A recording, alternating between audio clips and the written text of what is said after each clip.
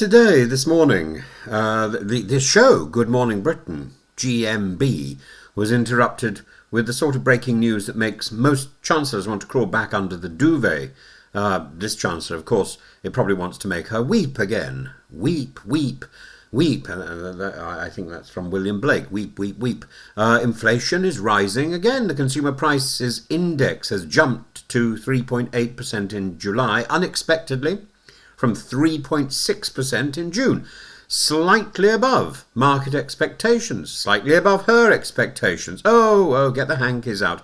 A small uptick in statistical terms, a big pile of Kleenex for Rachel Reeves, a sharp blow in political terms. Rachel Reeves has made controlling prices the centrepiece of her claim to competence, and clearly she has failed to control prices. She has failed to complete her claim. She has failed to demonstrate competence. The only thing she can do is reach for a hanky. Yet here she is, facing headlines of failure and perhaps another of those moist-eyed, weeping moments that seem to punctuate her career. The inflation at 3.8% may not sound dramatic after the double-digit agony of 2022, but it is the highest since January 2024. It also extinguishes any hope of an early interest rate cut, slams the brakes on consumer confidence, and hits pensioners and low-income households hardest. Reeves wanted to enter the autumn budget with the inflation dragon tamed. Instead, it has woken from hibernation, breathing fire again. And the Office for National Statistics blames two culprits. Airfares up over 30% in July alone, the sharpest July increase since records began in 2001. The timing of school holidays and the summer travel surge made flights extortionate. And food up 4.9% year on year. Coffee, chocolate, orange juice, meat, luxuries and staples alike. Cocoa at a 45-year high. Olive oil and butter doubled since 2020. We might as well be in Russia. Add petrol and diesel rates and you have what one economist has called a pressure cooker of prices. Even Oasis gets a mention. The Gallagher brothers, or is it Gallagher? Gallagher. It's Gallagher, isn't it? Gallagher brothers. I don't know how you pronounce their name. Their reunion tour apparently drove up hotel bills in Manchester, not the kind of encore Reeves wanted. And Reeves' fingerprints are all over this, and presumably all, over the box of hankies. Chancellors cannot control the weather, the Oasis brothers, or the global cocoa harvest, but Reeves has added fuel to her fire. Her spring budget raised employers' national insurance, lifted the minimum wage by 6.7% and conceded generous public sector pay deals, laudable in intention, but they have raised costs for firms who have passed them on to consumers. It was all predictable, but she didn't seem to care. Weep, weep. Labour likes to take the credit for raising wages, but will not accept the blame when higher pay leads directly to higher prices. Here we are.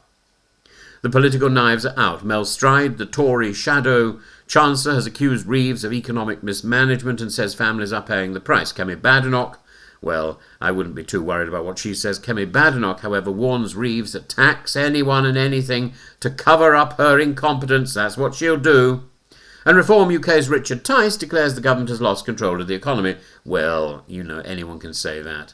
Even the business pages are brutal. Today's FTSE index opened lower, and house builders and defence stocks are wobbling. And as for commuters, the RPI measure of inflation at 4.8% threatens rail fare rises of almost 6% next year.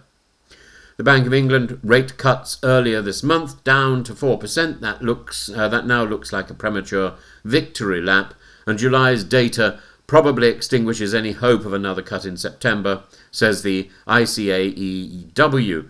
Core inflation, stripping out food and energy, is stuck at 3.8%. Services inflation is running at 5%. That means the problem is not just imported cocoa and airline greed, but deep in the domestic economy. Reeves faces the nightmare scenario: sluggish growth, rising prices, and no fiscal headroom at all. The 1970s called. They want their stagflation back. Behind the numbers lies the pain. Pensioners whose fixed incomes are being shredded by food and fuel costs. Families already squeezed by mortgages.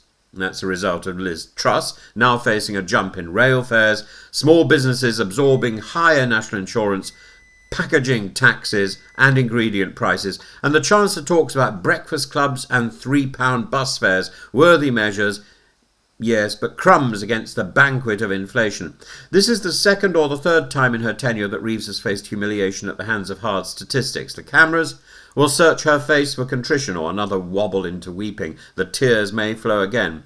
But the public mood is not indulgent. Reeves cannot cry her way out of ONS data again and again and again. She promised stability. Instead, she's delivered volatility with a human face. The autumn budget looms like a cliff edge, and Reeves needs tens of billions in savings or tax rises to stop the debt burden spinning out of control. Gilt yields are already rising on today's news, pushing up the cost of servicing debt. Every uptick in borrowing costs forces her closer to unpopular taxes, a mansion tax, inheritance reform, or fresh raids on pensions. The irony is merciless. The more inflation rises, the more Reeves must tax, and the more she feeds the inflationary beast.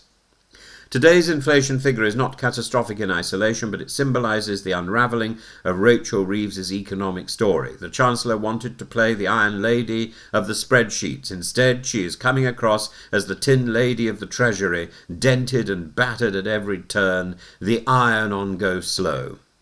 For Britain, the cost is real. Higher travel, higher food, higher fares. For Reeves, the cost is political.